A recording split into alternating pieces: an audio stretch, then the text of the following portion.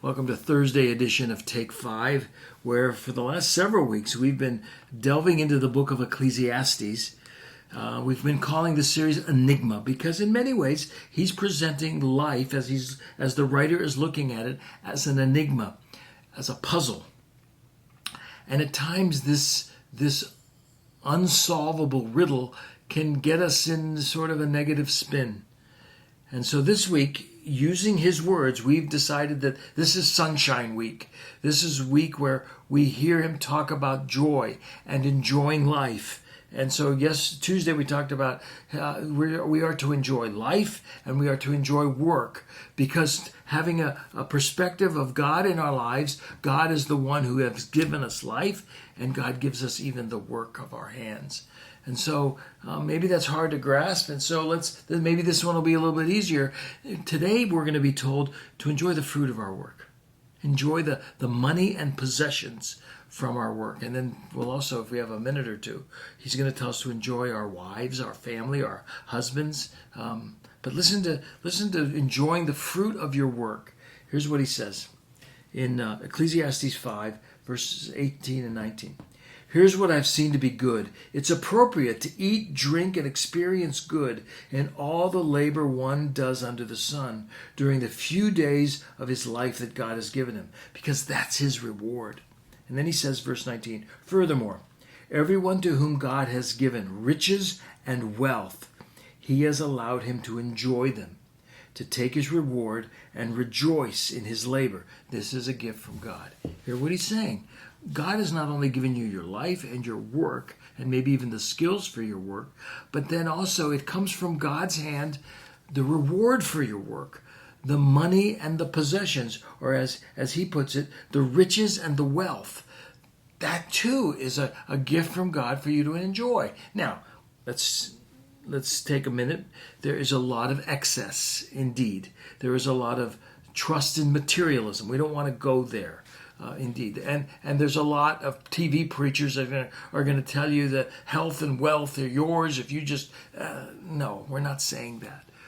We're saying that in the enigma that is life, God has given us a call to enjoy life as a gift from him, to enjoy our work, and now to enjoy the fruit of our work. That means your paycheck and the stuff that you get from your paycheck. The Apostle Paul in 1 Timothy would write, godliness with contentment is great gain. Godliness with contentment. So, inasmuch as the reward of your work, the things that you have, your stuff, inasmuch as they can bring you joy and godliness, be content with that. Don't feel guilty about it. Don't feel guilty about going golfing tomorrow. Don't feel guilty about the car that you drive. Just make sure it's consistent with your godliness. I still remember when Jesus taught us how to pray.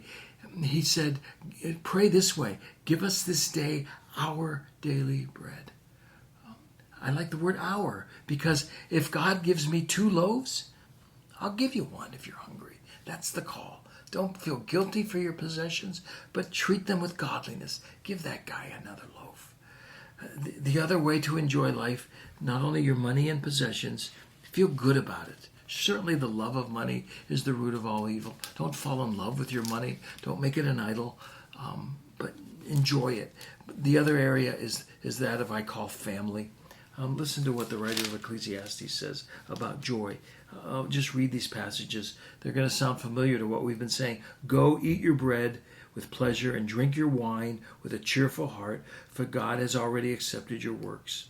Let your clothes be white all the time, and never let oil be lacking on your head.